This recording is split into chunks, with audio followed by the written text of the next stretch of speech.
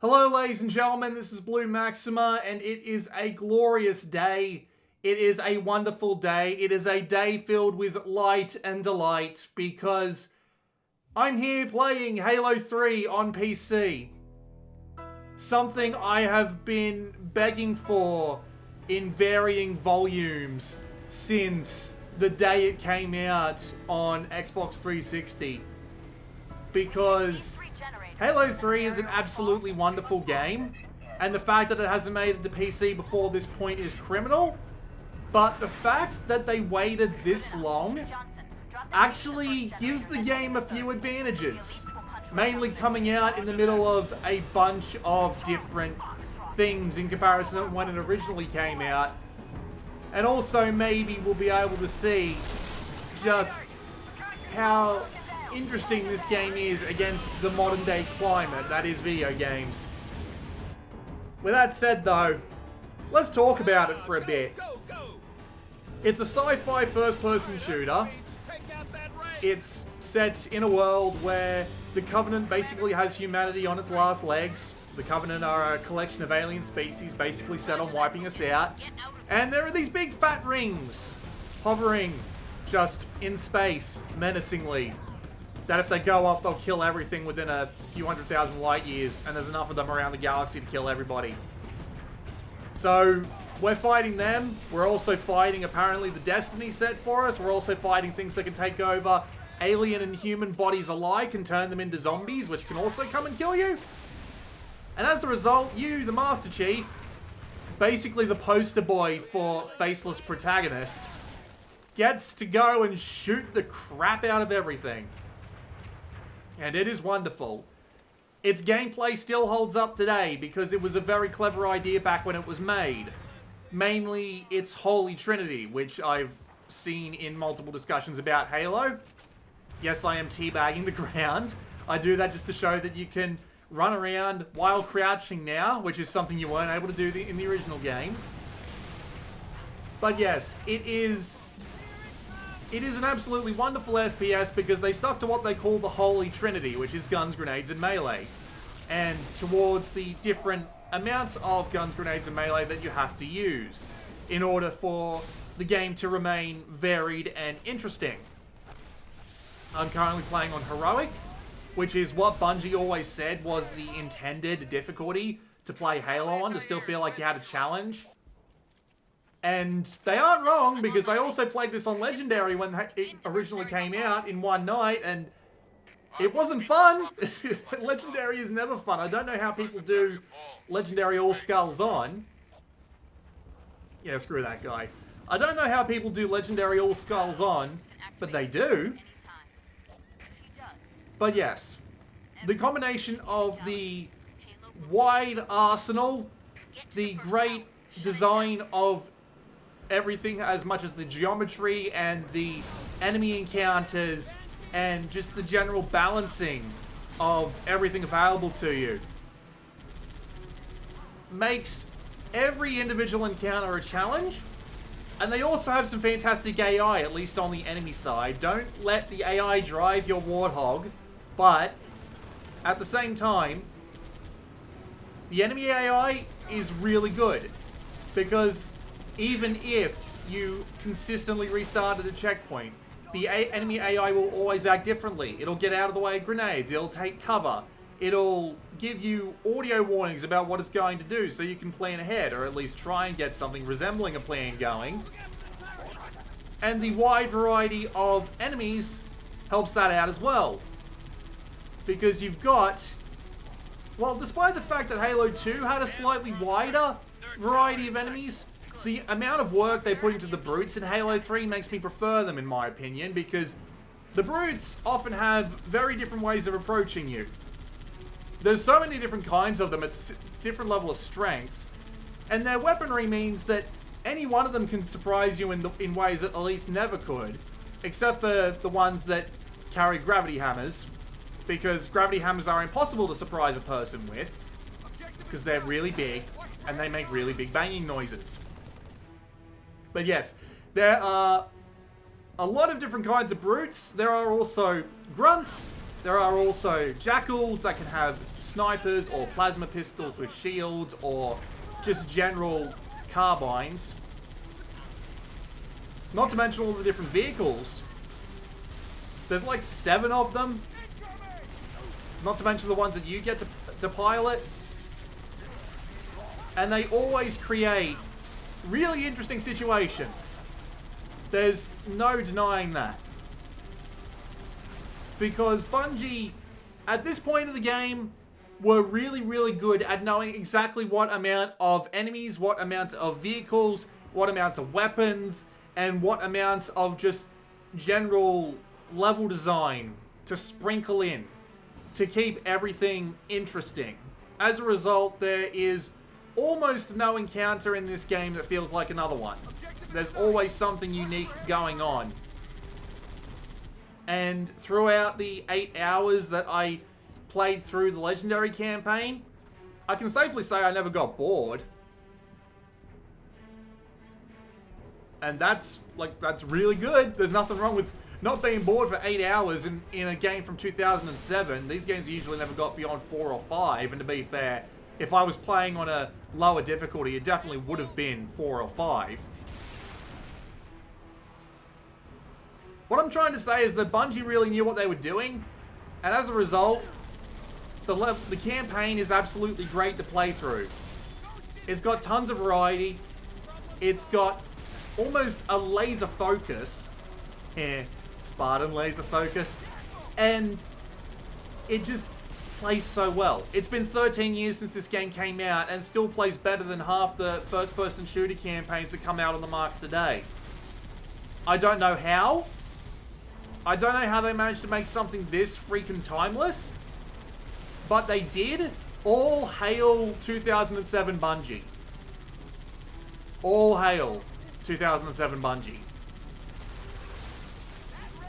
The action itself is also great. Like, we're in 2007 territory, for God's sake, and this game still looks gorgeous. Like, look at it. It's very clearly of its era. It's very clearly a relatively early Xbox 360 title. But man, if Bungie didn't know what they were doing in the style department. The effects on things like shots still look amazing. The landscapes are very pretty, even if they are a little sparse. The explosions, the view models, everything about it just still looks so good to this day. It's so finely crafted. It's so well put together, and especially when you're looking at these gigantic alien structures, they feel like gigantic alien structures. They feel huge. And it's also helped by the fact that this PC port has a fair few more things going for it. For example, if you've been looking in the top right corner of this gameplay footage at any point in this video, you will realize that the game has been running at no less than 180 frames a second this entire time. Now, I admit that I'm on a pretty high-end computer. I'm on an 8700K and an RTX 2080. So, you know, I can run pretty much anything on the market. But Halo 3 at 240 FPS is still one of the most satisfying things I've ever had the pleasure to experience. Everything feels so smooth. There's no lag to the inputs. All of the keyboard inputs are properly recognized. The mouse doesn't feel sluggish or feeling like I'm missing my shots because of my controls. It is simply an absolutely glorious port. It is let down by a couple of things. But I want to talk about the sound first, though, because the sound... Well, here's the thing. When Halo Reach came out on the Master Chief Collection, the sound on it was a bit muffled, according to most people. Admittedly, I didn't notice it. I'm just bringing up what everybody else said, and Microsoft agreed. They absolutely said, yeah, we agree with you, the sound isn't how it should be, but that's how porting to the PC works. And then they went and said, hey, we are going to give you this extremely long technical example of why the sound is the way that it is. And we're going to examine this problem over time, and we're going to see what we can do. And during the Halo Insider test for Halo 3, which I was on and I did a live stream of, they didn't have this patch in that build. So I was thinking to myself, oh, it's not going to happen. But then they announced right before Halo 3 was due to come out, they managed to make it happen. They managed to put the patch in. And yeah, it's better. It is way better. Like, people were complaining about how the assault rifle just did not sound right in Halo 3. And I was like, me and a bunch of other people were like, oh, it always sounded like a piece of shit. But then this audio patch came around, and while it still sounds like a piece of shit, it sounds like a deep, bassy piece of shit that's still inherently satisfying to fire in comparison to pre-patch, where it wasn't. So everything else obviously got an upgrade too. Like, there's very clearly better environmental sounds. All the weapons have a bit more kick to them. You know, just, it generally has been improved across the board. I'm just saying the assault rifle is going to be the first thing I notice. But yeah, it sounds a lot better. The first complaint I'm going to say about the PC port, though, is that voices are too loud. They're just way louder than they should be, especially if it's someone talking to you. It overrides everything else, and you can't turn it down in the options. You can turn down the music, you can turn down the sound effects, but you can't turn down the voices. Why? I'm not sure. It sounds a bit much to me personally, but hopefully they'll add like a slider for that or something soon. And they added a few other things to, like, these ports as well. Like, they added a ton of new achievements, including par scores and par times, in order to give you a reason to replay the campaign, which is good because, well, I needed to get some more footage of this. I actually recorded my entire Legendary run-through, and it did not turn out well. It did not turn out well at all. As I said, 8 hours it took me.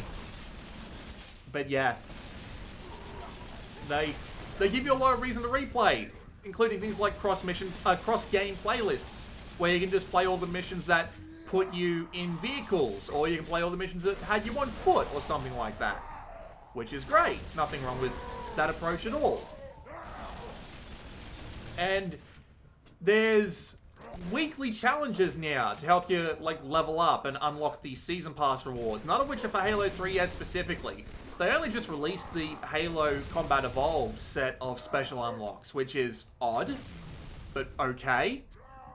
I'm going to be saving them until, like, it's going to take them a while to get the Halo 3 ones out by the sound of it, so I am currently really saving up for whenever the Halo 3 ones come out. Chief, find the tower controls and shut But yes, it down. after having played the first 8 hours of Halo 3, it looks amazing, it sounds amazing, it runs really well. It is, Good work, Chief. it feels like The Arbiter should be it was just made for about PC in the dead, first too. place. It's all up to Johnson. There are See minor that? things which are just like, you know, the sort of thing that Halo did before, Johnson, which come in, is over. something else. Like, every now and again you'll just get like a physics fuck up where you'll just get flung at the wall, and every now and again you'll just some weird stuff will just happen, but it's like, it's nothing, basically. There are so Can you hear me? few glitches going on here that it's unbelievable. Need to link up with the It Arbiter. is legitimately unbelievable. Like, Halo Reach wasn't absolutely perfect, but it was a really good start. But for Halo 3 to turn out as well as it has is some kind of miracle. That's the only way I can explain it. Considering how much 343 have been screwing up over the last few years, how this one turned out so good, I don't know. And I haven't even gone to the multiplayer yet. Because, of course, there is multiplayer. I will admit I didn't try out co-op campaign, but they have said that the code for the co-op campaign is going to be a bit iffy. Because it always was. Like, back playing it on Xbox 360, it wasn't particularly great unless you had people on the same continent. And 343 have basically said, there's nothing we can really do about that without rewriting the entire netcode that Bungie made. So they're not going to. At least not now. And I don't blame them. Do you know how fucking complicated it is to rewrite netcode that someone else made 13 years ago? It's amazing the rest of it works as well as it does. But yes, I also played a fair amount of multiplayer, both in the matchmaking and in custom games. And it works just as well as the rest of it.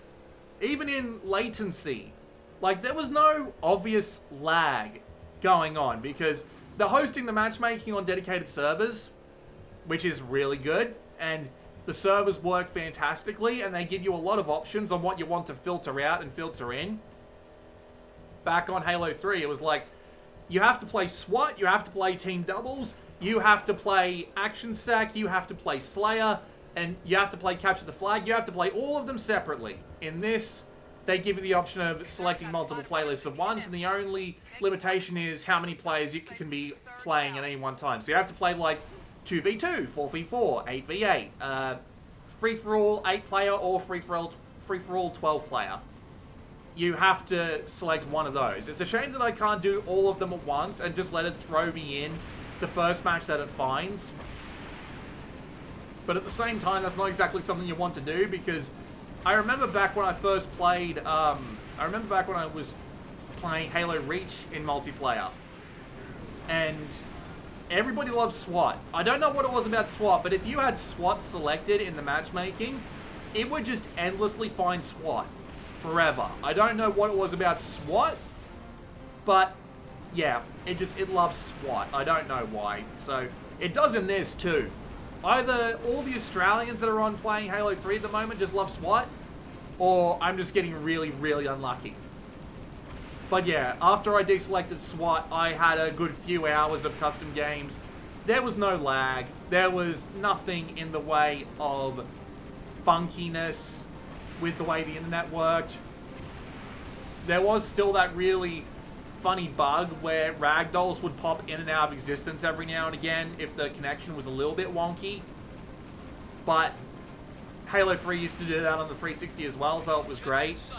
And all the favorite modes are there, and even some newer ones. Like, I don't know who came up with the idea to have SWAT be nothing but shotguns, but I played SWAT with nothing but shotguns, and it was actually really fun.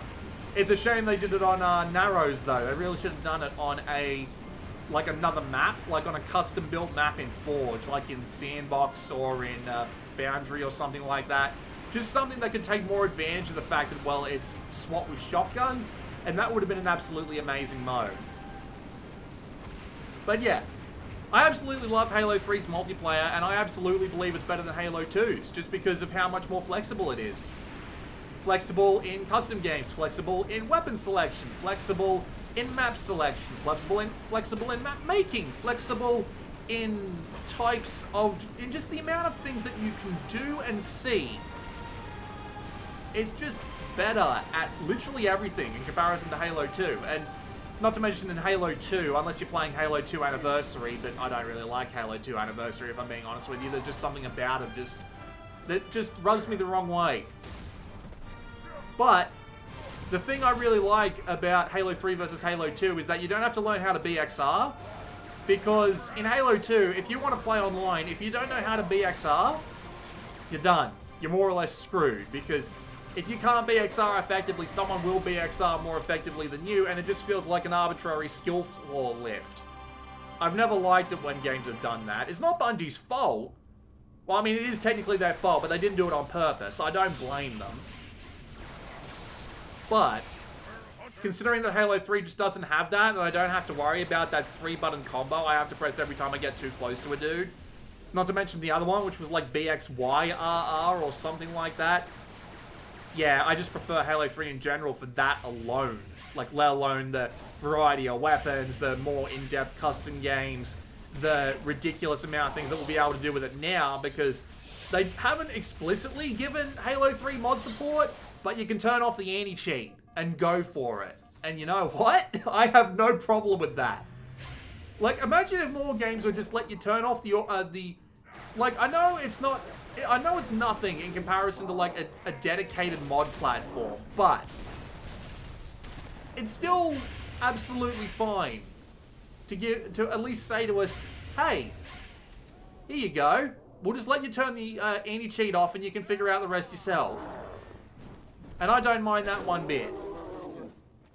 Who knows, maybe one day they'll give us the source code, but I'm not going to hold my breath on that one. So yeah, it's the best single player the series has ever had, with a fantastic campaign, full of variety, great action, fantastic design, and the best multiplayer the series has ever had, because you've got tons of options on how you want to play, tons of things to do, whether it be unlocking season things, doing challenges, getting achievements, doing all of that stuff, whether it be going into custom games for hours. Now, they haven't put in the custom games browser that they've said that they want to put in yet, but they have put in the ability to just immediately search for someone by their gamer tag and then join on them. So if you join something like the Halo Discords, then just look around for a random custom game on them and just join in. You can do that. It does work. Darken this tower and the barrier will fall. Go, Spartan. Actually, it works pretty well, if I'm being perfectly honest with you. I spent hours last night playing Halo and Infection game types and Jenga, and I guess the least offensive one I'll be able to say on YouTube without getting thrown off it is Chase the Mexican. I think that was the name of it. You know, we all know the names of those, like Overweight Child, or I don't even know how to say that without YouTube throwing me away. But anyway, Halo 3 custom games are going to be alive and well again. Like, they were doing alright on Halo Reach, and Halo Reach did have some advantages, but man, Halo 3, it's still the best. It's still got relatively the best balance of everything. It's still got the best balanced maps too. All of the maps are included, and they finally released Forge and Theater. Finally. So they actually work really well too.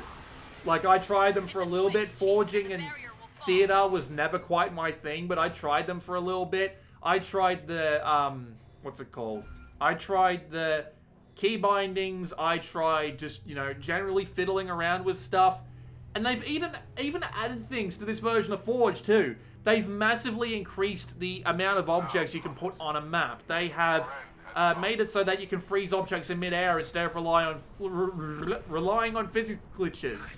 They allow you to move things like by X, Y, and Z values instead of just imprecise like keyboard taps or analog presses. Just these little things. It doesn't bring it up to speed with Halo 5's Forge. And Halo 5's Forge, don't get me wrong, is the best the series has ever been, but that was like the only really praiseworthy thing about Halo 5.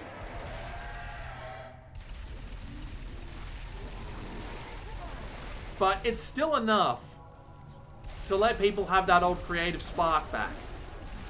And help people realize what made Halo so special, because people might come into Halo 3 on the Master Chief Collection, see Forge and Theater, and think, oh, they just added those in this PC port. No.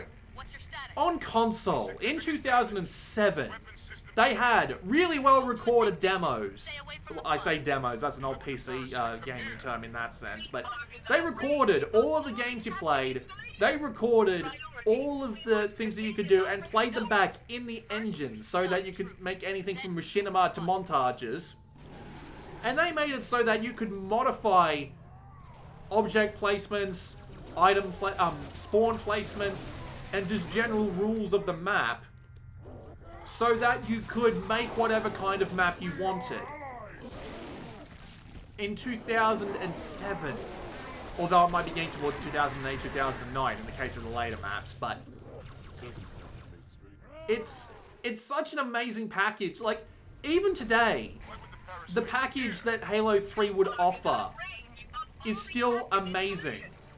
A full multiplayer suite with 24 maps, right?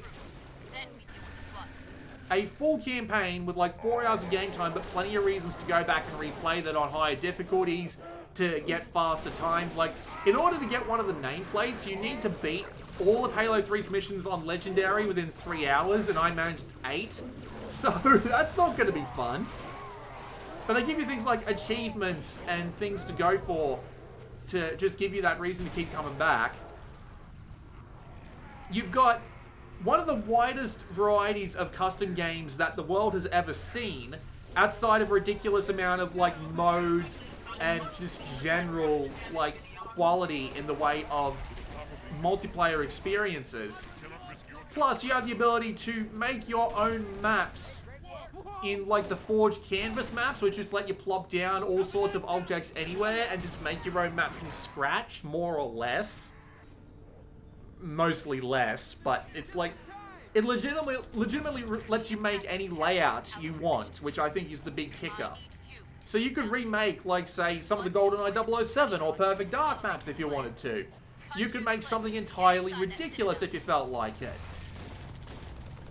You could make pretty much anything you would want to make, especially with the new increased limits, the better tools, and the fact that you're on PC now with super high frame rates, customizable key bindings, and just an incredibly solid PC port. And then when you're done with all of it, you can watch it all over again in your theater. I'm really looking forward to when they add file share capability to PC as well, so we can finally start, like, re-uploading clips, and we can start re-uploading clips and game types and maps again. Shame we're not going to be able to do the same with screenshots, but, you know, that's a lot easier to do these days than it used to be, so it's not like it's that big a deal. Halo 3 was revolutionary. And I am legitimately disappointed that we kind of went down the path of the Call of Duty style of things instead of the Halo style of things. Because if there was any game between Call of Duty 4 Modern Warfare and Halo 3 that deserved to be the template for all the multiplayer games to come, it would have to be Halo 3. But, of course, people like modern day military shooty bang bang more than science fiction shooty bang bang with way more creative ideas, way more polish in its execution, and way more user community capabilities than Call of Duty has ever had. Like, hell, they tried putting in, like, they've put, like, a theater mode in, like, a couple of Call of Duty games. I don't think they've ever put a Forge mode in, but what the hell would there be to Forge anyway? Halo 3 remains amazing to this day. And they're only charging like $10 for it. Because you can get it separately from the rest of the Master Chief Collection if you're that desperate. Although, if you buy the Master Chief Collection, you're also getting Halo Reach, Halo Combat Evolved, Halo 2, Halo 3 ODST, and Halo 3 ODST Firefight, because they've announced that. It was always the better version of Firefight, and it's coming. Oh, I'm going to play the shit out of that. Even if I didn't like the ODST campaign as much as Halo 3, I still don't regret it, because it's so well done. I never thought this was going to happen. Even when I was playing El Dorito, or like the mods that came before it, I desperately was trying to download those just to have some semblance of Halo 3 on PC. I played so much El Dorito. I played so much of Halo 3 on the original 360, and I really do have to thank the El Dorito people, because Microsoft outright came out and said, we wouldn't have done the Master Chief Collection on PC if it wasn't for El Dorito showing us up. And what do you even say to that? They took it as a personal challenge, and by the time they got to Halo 3, they won. El Dorito still wins in a couple of areas, like, you know, the custom games browser and all that. I won't argue that particular technicality, but this just runs so well. It plays so well. It's got the custom game community coming back to it again. It's got the file share on the way. It's got ODST Firefight coming. It's everything that I could have ever wanted for Halo 3 on PC.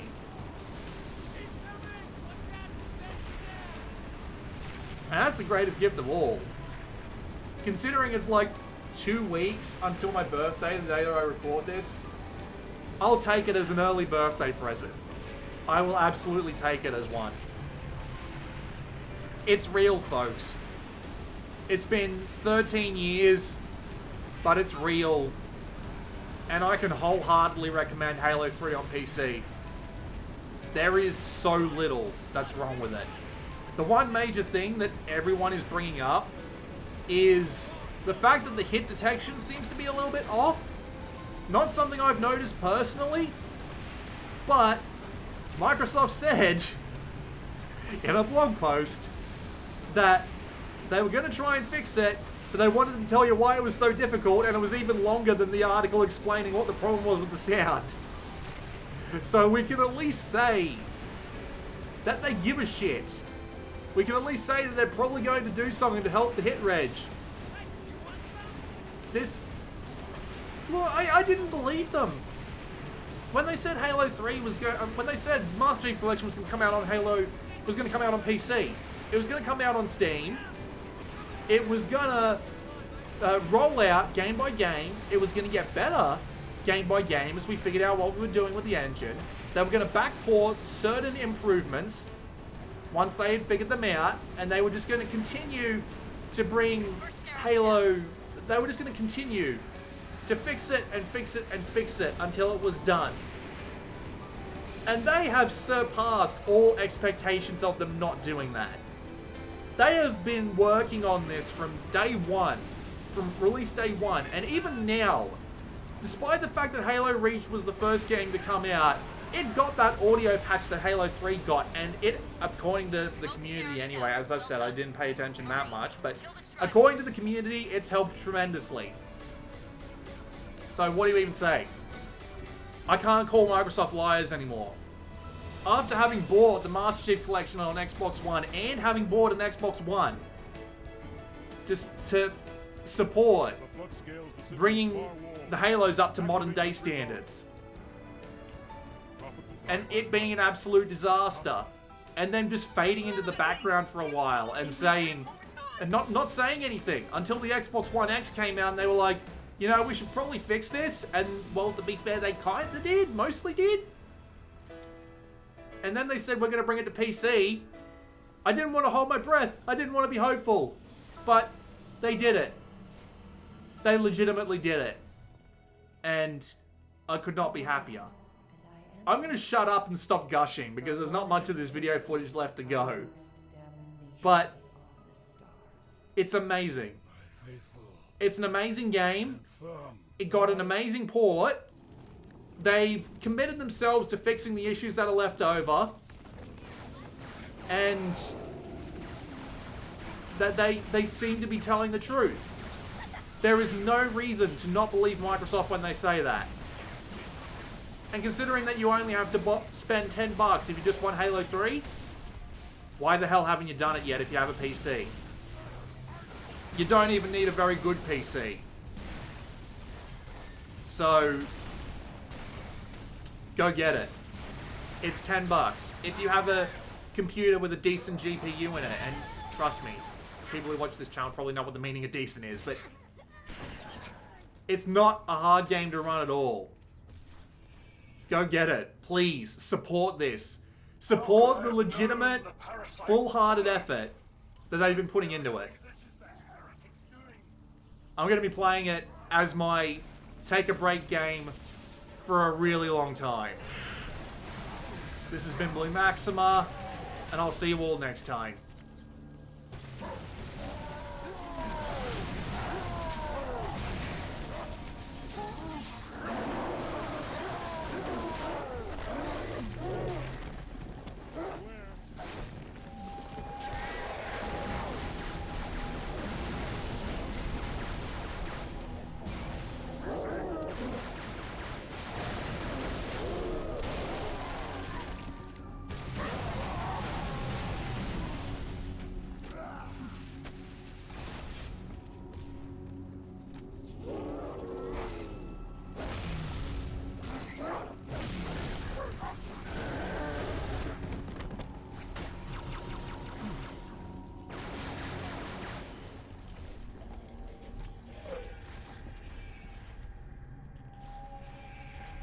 So far are we along the path, but I must stray to hear the clumsy crackle of it. You will know this, my brothers. They may foul the way.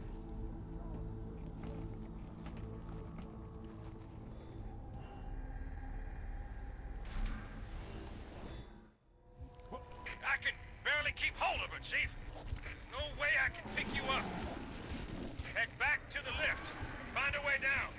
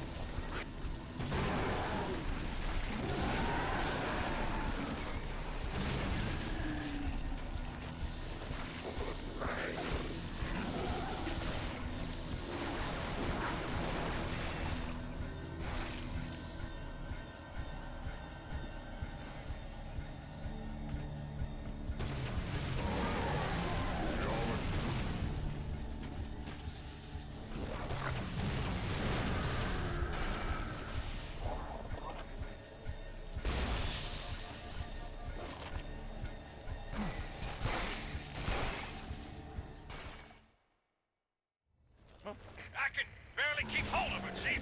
There's no way I can pick you up. Head back to the lift. Find a way down.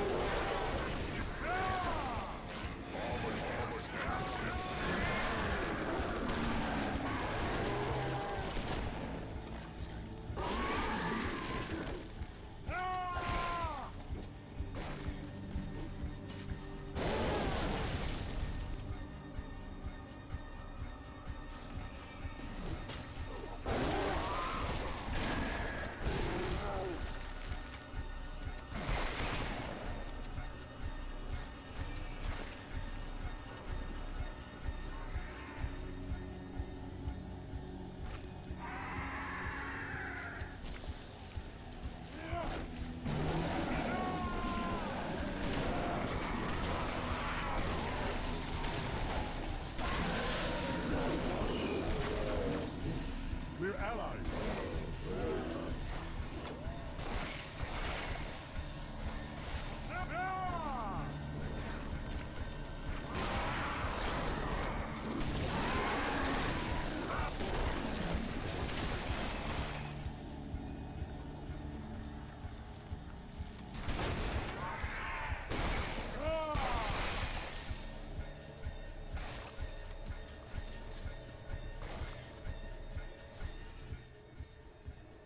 I'm a thief, but I keep what I steal.